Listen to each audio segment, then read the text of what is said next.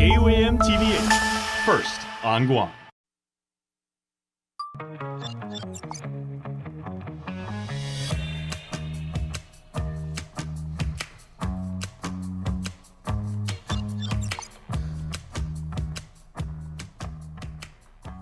Howdy everybody, I'm Sabrina Salas-Matanani. Happy Monday afternoon, everyone. Wherever you're watching us from, I'm Jason Salas, and this is the HotSpot. And here's what's in our news server. The menu, brought to you by King's Restaurant, always open, always local, and Ruby Tuesday Guam, home of the Fresh Garden Bar. Back to the work week, and your data drop has senators heading back into session and Resolution 291 topping their agenda. And things continue to heat up in the CNMI related to the impeachment process for Governor Ralph Torres. And in American Song Contest news, CNMI is represented tonight. Find out how you can vote for their candidate. It ended with fireworks on Friday and started back up with more as Resolution 291, which proposes terminating the governor's public health emergency declaration. The resolution went up for a public hearing last week for several hours. The governor, prior to the hearing and in an executive order, blasted the sponsors, primarily because if the emergency ends, it would compromise federal funds, citing, for example, the SNAP program. But before we get to what happened on session floor today, on Friday, session ended with the resolution's author, Minority Leader Senator Chris Duenas, sounding off during the extension of remarks. The almost 300-page committee report was completed with 3 members of the committee recommending to report the resolution out only, 2 recommended to pass, and 4 others didn't recommend anything. Madam Speaker, the committee report has 2 to pass and 3 to report out. Those that will say, whoa, why didn't you go for it? Even sponsors of the resolution didn't even say to pass.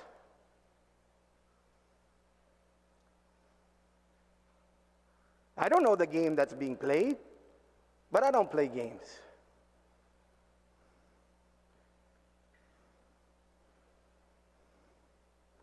We have been chastised in the past. In fact, Madam Speaker, that's why this body put in the rules to not go past 10 o'clock and to not do business on the weekends when people can't watch what we're doing because they're busy.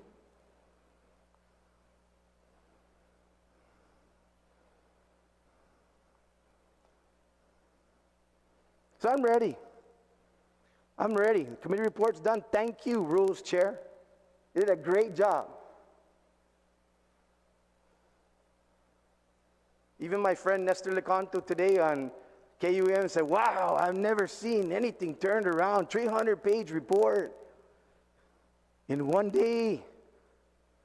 And you know what? It's a resolution.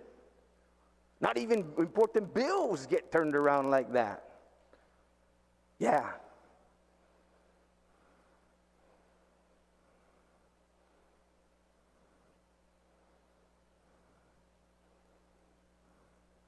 So let's do it. The committee report's done. I'm writing you a letter Monday and a release saying, let's go. Put it on. Let's bring the administration down here to answer. Would you think they would come down here tonight?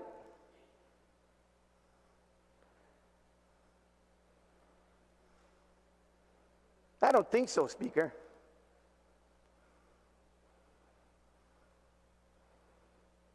Let's not be disingenuous in what we do. Let's not be a sponsor and put on the report that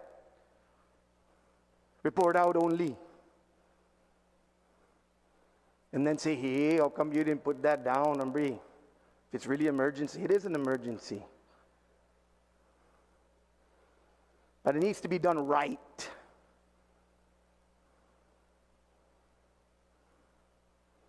I've acted in good faith throughout this entire session, working with my colleagues. Yes, we've had disagreements, but this, I'm going to tell you, Speaker, is a game. It's a game and it's a shame.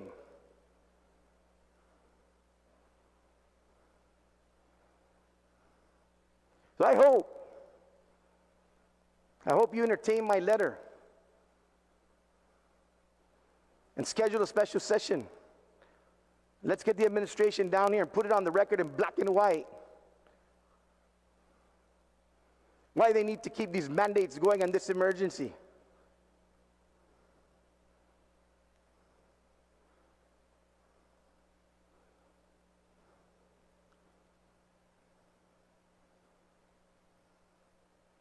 What a disgusting display. Thank you, Madam Speaker. We are voting as we are allowed to vote by standing rules and by law. I didn't hear the previous speaker object to me or my staff working until 10:30 p.m. the other night to hold a hearing, or 48 hours to get a 298-page bill out of a committee.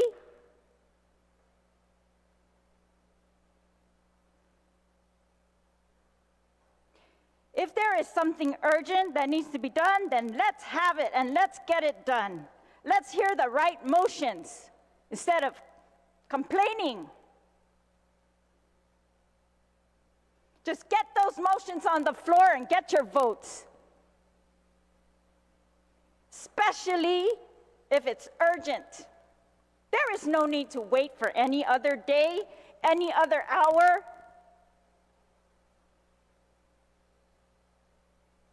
Unless there's some other intention going on. So I acted in good faith.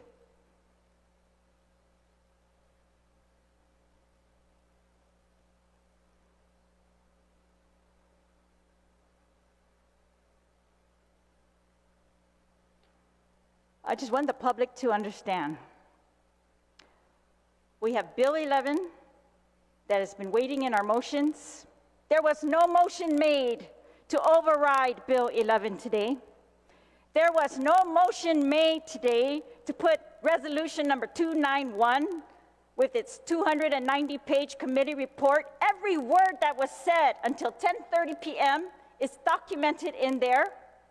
Every response of every agency, the people's pleas, all documented in there. Every written testimony that was sent to my office, documented in there. I'm sure, knowing my staff, there's even more in there. They probably put every article that was printed regards to the bill or the hearing in there as well. And they probably added additional documents relevant to whether we are having a public health emergency or not, and whether we need to repeal the governor's authority as to this public health emergency. So I, for one, am ready to act on any motion that needs to be made on those. We have done our part as a committee. I have called session, and we are here. So I would just ask that if there is any action that needs to be done, that senators make themselves present, and they put forth the motions that they want, and not impugn the character of any person in here or any work. All right, that takes us to today. This morning, Minority Leader Senator Chris Duenas motioned to go into motion so that ultimately he could add Resolution 291 to the agenda. At this time, I'd like to verify that you said we are in motions. I didn't hear a motion on the floor to go to motions. We're not in motions. Madam Speaker, notwithstanding the House rules, I will go to motions then. Are you making a motion to go to motions? Yes, I am, Madam Speaker. All right. There's a motion to go to motion notwithstanding the House rules. Is there any objection? There's an objection. All in favor of going to motions notwithstanding the House rules, please raise your hand.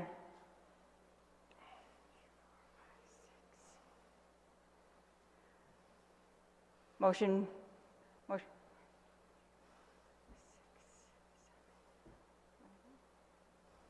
Motion fails. Madam Speaker, I'll call the House. There's a motion for call of the House. We'll take a 1-minute recess. Okay, that was just the start. After we returned from recess, it was chaotic. So here's where you have to keep up. Senator Duenas motioned for a call of the House 3 times. However, after another recess, they first had to vote on whether they can motion for the call of the House, which passed, and then Senator Duenas motioned to move into motions, which passed. Finally, after almost an hour and a half after session started, Senator Duenas was finally able to motion to add Resolution 291 to the agenda. But just before 11:30 this morning, the motion failed. Senator Duenas then, however, made a motion to reconsider the action on Resolution 291, and then that passed. He then motioned to add Resolution 291 to the agenda, and it passed. He then motioned to recess for 5 days to allow the open government law to allow the public to be informed about what they're doing. So basically, after all the drama, Resolution 291 will be debated on the floor during session in 5 days, during which she plans to motion for the committee of the whole and call the administration to the legislature to explain why we need to be in an emergency. Wow. Okay, Yes. my turn. Now, Senator Tello Taitigui, the Republican, is still a co-sponsor of the Resolution 291 Bree was just telling you about. It's a controversial measure which you now know would end the public health emergency. So, in a press release today, the Progressive Democrats of Guam thanked the senator for, quote, privately withdrawing her support for Resolution 291. Now, Senator Taitigui, in a response, wrote, quote, it's premature for any senator to make a final decision on a bill or resolution, as ideas require deliberation involving all senators, end quote.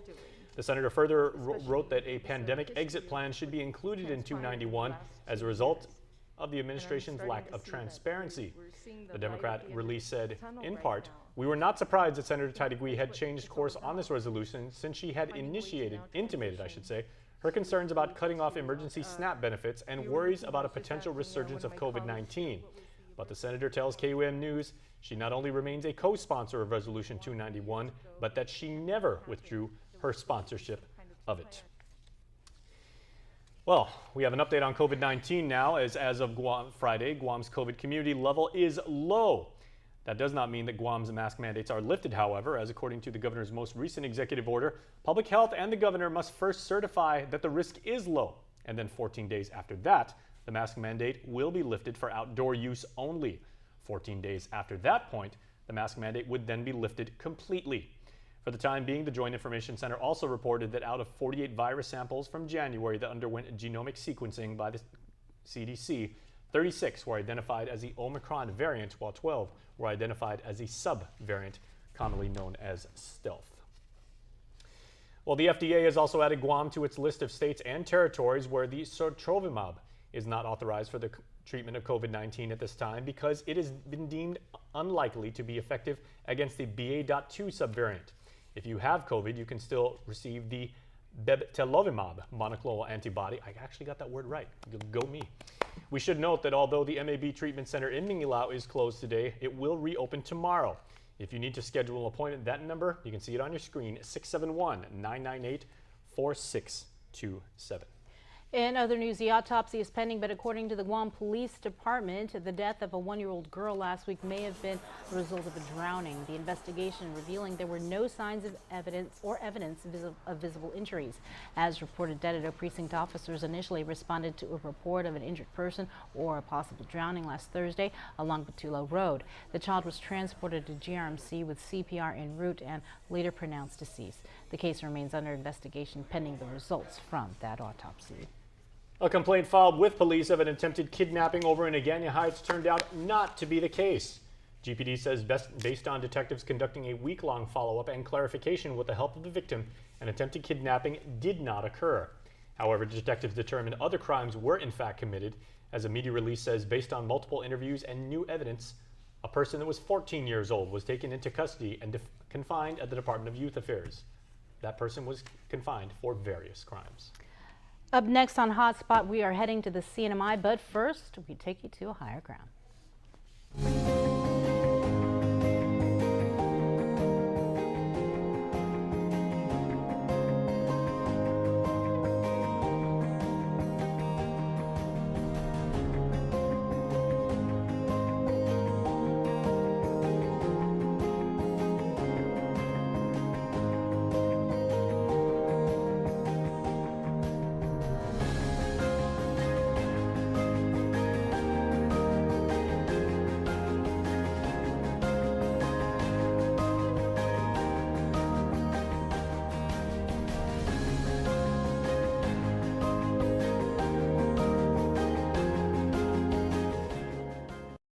Guam on demand with Uno Go.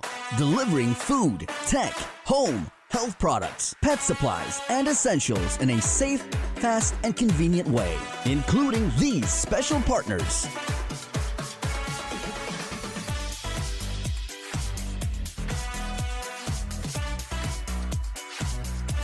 Make the dash to Uno Go. Download the app or visit uno-go.com and get it delivered today.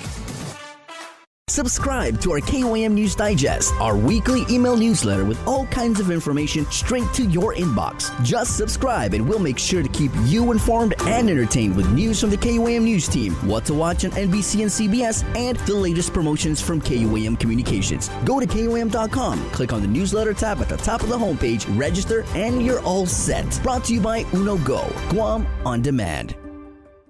Start off your middays with the menu on KUAM News HotSpot, your preview to the big news items. Broadcast on KUAM TV 8 weekdays at noon with live stream on our social media platforms, plus an encore at 5 p.m. on KUAM TV 11. The Menu, brought to you by King's Restaurant, always open, always local, and Ruby Tuesday Guam, home of the Fresh Garden Bar. Watch Mariana's artists, activists, and visionaries and their quest to protect, preserve, and promote our Chamorro culture on The Culture Club, a weekly feature on KUAM News digital platforms and the KUAM News Weekend Edition. Brought to you by Tropicool Ice. Join us in saluting those making strides and serving in our armed forces every Tuesday on the KUAM News Instagram account. These weekly posts round up profiles of Guamanians receiving accolades in the armed forces, those stationed on Guam making a difference in our community, and veterans being recognized for their service. Presented by Future Smiles Orthodontics. Build a brighter future with a brighter smile.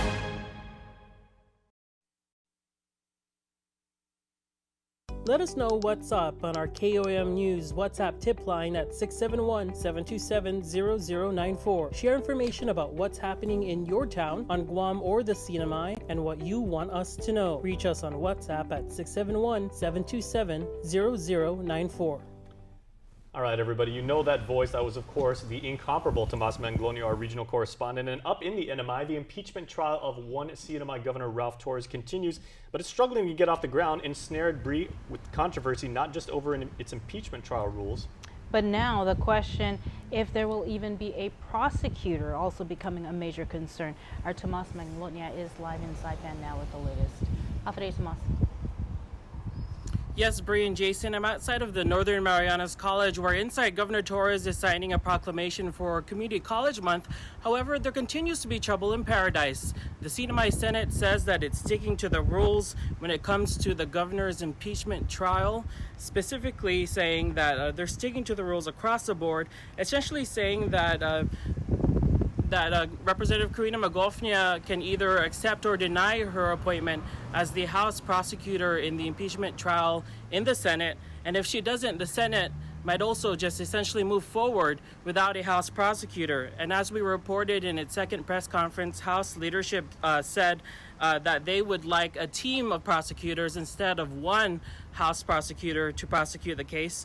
They suggest that Representatives B.J. Atao, Selena Babata, Leila Staffler, Donna Manglonio, and Karina Magofnia prosecute the case as a team and not as one individual from the House. In his letter to the House last week, the senator chose Representative Karina Magofnia, and he had some stern words saying, quote, "If Representative Karina Magofnia fails to file and enter an appearance, the Senate will move forward with the impeachment deadlines and the impeachment hearing with or without a House prosecutor."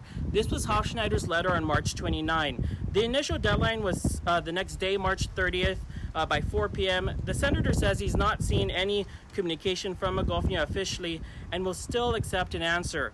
At last week's press conference, Magofnia said she's putting the Senate president on notice that they stand ready to prosecute the case as a team. And actually, according to those Senate rules that are contentious, being debated among House lawmakers as well, the impeachment prosecutor is only allowed to have House legal counsel and or the House employees as staff. Also, the rules say that the impeachment prosecutor shall be the only person responsible to present evidence, ask questions of witnesses, make motions, and address the Senate and/or committee. And so we see this now unfolding with the Senate saying it's sticking to its rules, essentially saying it is ready to move forward with or without a House prosecutor. And Brian, Jason, of course, all of this happening as the Senate has yet to schedule a pre-hearing conference to decide on the governor's motion to dismiss the 6 articles of impeachment. And as we should also note, the impeachment trial start date has yet to be questioned. They faced many roadblocks before that date is even made public, Brian, Jason. That's what it is here from the CNMI with regards to the impeachment trial. We'll have more tonight on Primetime. Back to you in the studio. Pretty fascinating developments out of the Marianas. It seems to be like hurry up and wait, hurry up and wait. You know, the pace of this is just like incredible, but good job, Tomas.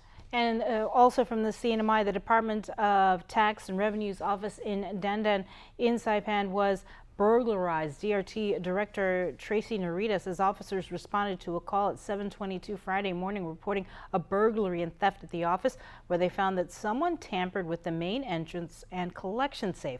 $10,000 and several paychecks were taken. The Department of Public Safety says that a full inventory check is underway. DPS encourages anyone who might have knowledge of the incident to call 911. Anonymous tips are being taken at the Crime Stopper hotline. That number is 670-234-7272. You could receive up to $1,000 for information leading to an arrest. All right, sit tight, everybody. It's time for another break, but the Hotspot returns right here on KUAM after this. Get up-to-the-minute news, plus access to alerts, streaming radio, promotions, and more on your mobile device by downloading the KUAM News mobile app, available at the App Store now.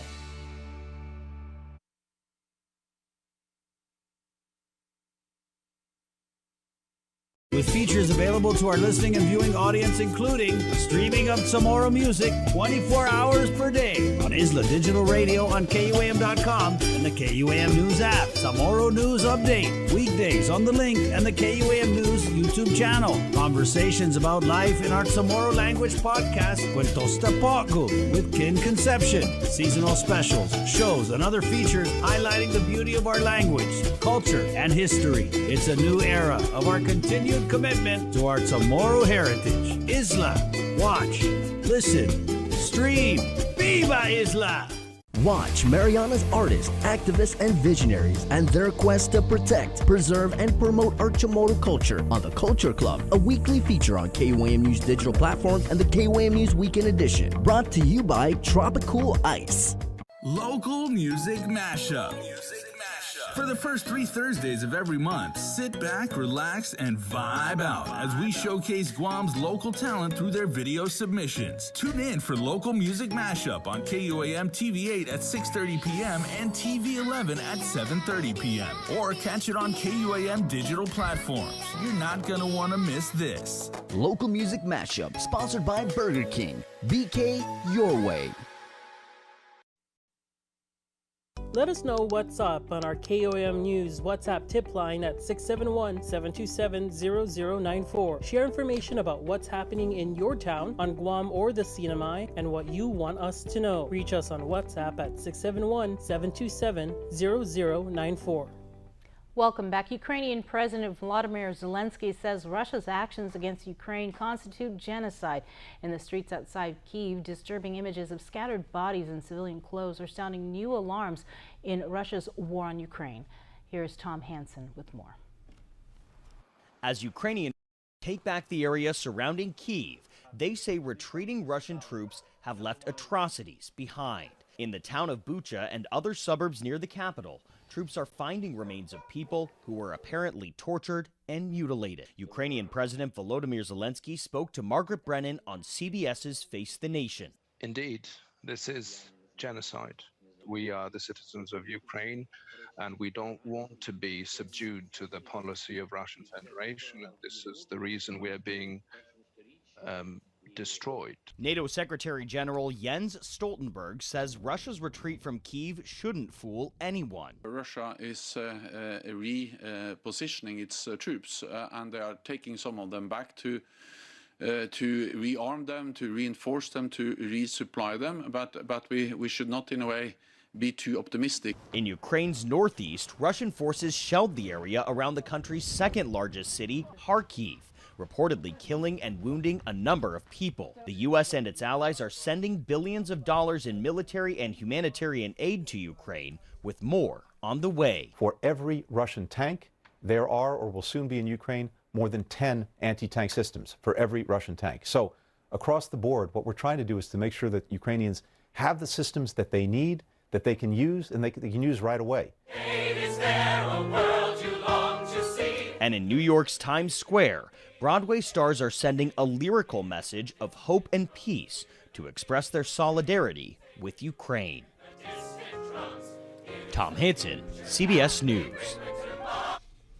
Now, for the president, fighting inflation appears to be the immediate battle as prices bite American consumers. At the White House is Scott McFarland.